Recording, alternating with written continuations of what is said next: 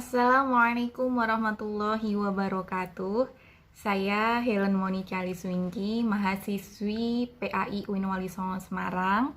Kali ini saya akan mempresentasikan mengenai metode dan corak tafsir Nusantara. Di antaranya ada tafsir Al-Ibris, kemudian tafsir Al-Azhar, dan tafsir Al-Misbah. Perbedaan antara Al-Quran dengan tafsir itu terletak pada suatu entitasnya, sehingga Al-Quran bersifat mutlak, sedangkan tafsir itu pemikiran-pemikiran yang tidak terbatas. Jadi tidak menutup kemungkinan adanya kritik dalam suatu tafsir. Yang pertama mengenai tafsir Al-Ibris. Tafsir Al-Ibris merupakan tafsir yang ditulis oleh beliau Kiai Haji Bisri Mustafa dengan melakukan pendekatan-pendekatan budaya. Seperti kita ketahui bahwa tafsir tersebut menggunakan bahasa Jawa dan tulisan pegon. Walaupun menggunakan bahasa Jawa yang orang lain dapat menilai bahwa ini suatu kekurangan dari tafsir Al-Ibris, tetapi ini juga sebagai keunggulan dari tafsir tersebut karena tidak semua orang dapat memahaminya secara langsung, dan ini merupakan penghargaan untuk orang-orang Jawa.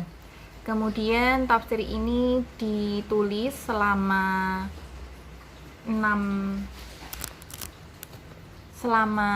tahun, dimulai dari tahun 1954 hingga tahun 1960. Bentuk penyajian dari tafsir Al-Ibris ini dari ayat per ayat, kemudian dimaknai gundul. Di bawah kata ayat tersebut sesuai dengan posisi predikat, subjek, predikat maupun objeknya. Dapat kita ketahui bahwa sistematika tafsir Al-Ibris itu terbagi menjadi 3. Yang pertama, pada bagian pertama itu dipun serat ing tengah mawi makna gundul. Ayat Al-Quran ditulis di tengah halaman dengan menggunakan makna gundul. Makna gundul ini merupakan terjemahan Al-Quran dari kata per kata dalam satu ayat dan menggunakan bahasa Jawa yang ditulis berbentuk miring. Kemudian bagian kedua, terjemahipun tafsir kaserat ing pinggir kanthi tondo nomoripun ayat dumawah ing akhiripun, nomor terjemah ing awalipun. Yang artinya terjemahan tafsirnya ditulis di tepi halaman dengan menggunakan tanda nomor sebagaimana dalam sistematika kitab terjemah. Nomor ayat itu terletak di akhir, sedangkan nomor terjemah terletak di awal.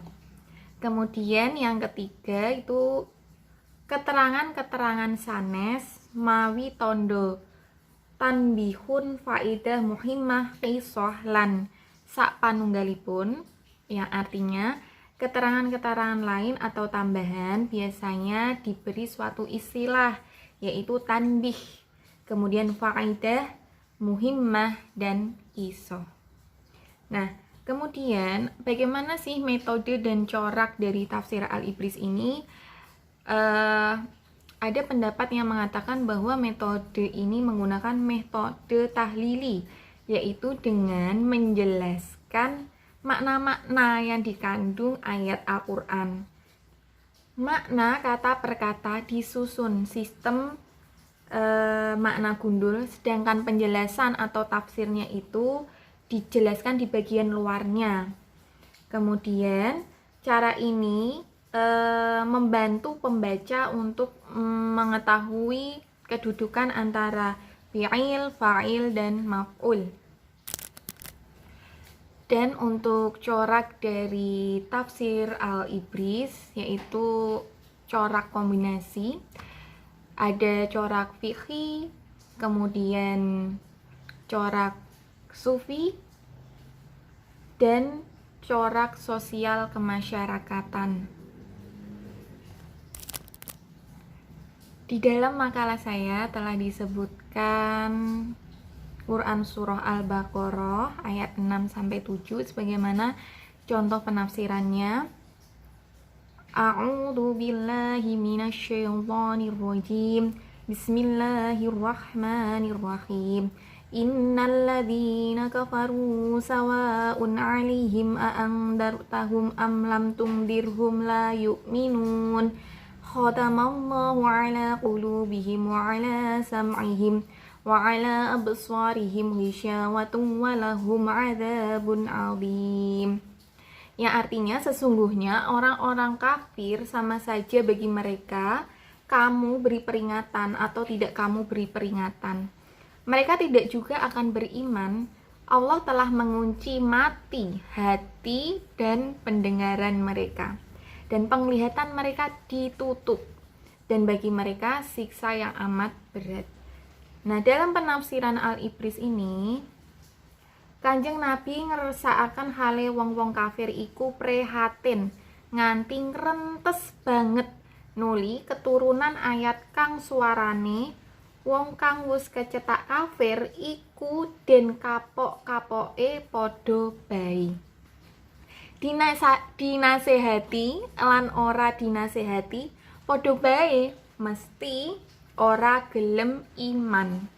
Jalarane atine wis susah dipatri, kupenge sasah dibunteti lan matane ditutupi. Wong kang kaya mengkono iku bakal nampa siksa kang gedhe. Nah, teman-teman di sini yang belum tahu untuk tafsir secara bahasa Indonesianya, yaitu Nabi Muhammad merasa sangat sedih dan susah karena orang-orang kafir tak kunjung beriman. Nah, kemudian turun ayat berikut, orang yang sudah ditetapkan kafir itu mau diapakan sama saja.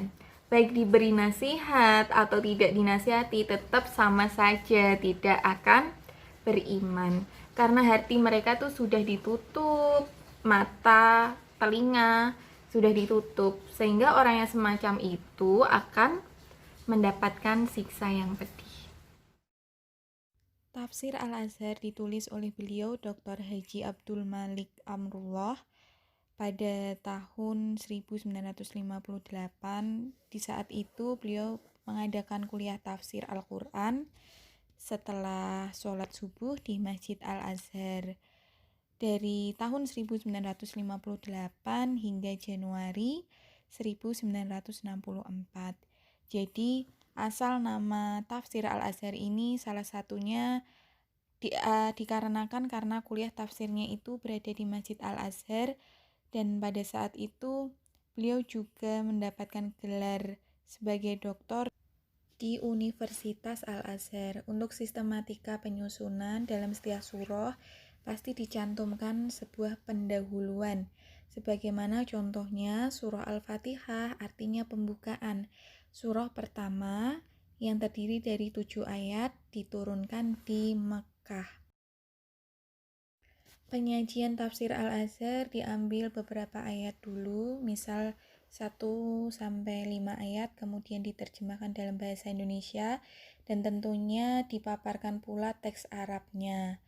Untuk corak dan metode tafsir Al-Azhar, metodenya menggunakan metode tahlili, dilakukan secara berurutan dan menggunakan corak adabi al-ijtimai, di mana menjelaskan petunjuk-petunjuk ayat Al-Quran yang berkaitan langsung dengan kehidupan masyarakat. Contoh penafsiran dalam surah Abasa ayat 31-32, bahwasannya disebutkan beberapa macam buah-buahan yang ada di Indonesia, menunjukkan bahwa tafsir Al-Azhar sangat kental dengan nuansa Indonesia. Selanjutnya tafsir Al-Misbah karya Quraisy Shihab berisi 15 volume, lengkap dengan penafsiran 30 juz, ayat-ayat dan surah-surah Al-Quran. Al-Misbah berarti lampu pelita atau sehingga persoalan yang dihadapi manusia akan terselesaikan oleh cahaya Al-Quran. Motif dibalik penulisan tafsir Al-Misbah. Yang pertama, memberikan langkah mudah bagi umat Islam untuk memahami isi dari Al-Quran itu, dan agar tidak ada kekeliruan umat Islam dalam memaknai fungsi Al-Quran. Contohnya, sering kita baca surah Yasin tetapi tidak tahu apa itu fadilah-fadilahnya. Kemudian untuk menanggulangi adanya kekeliruan, akademisi yang kurang memahami seputar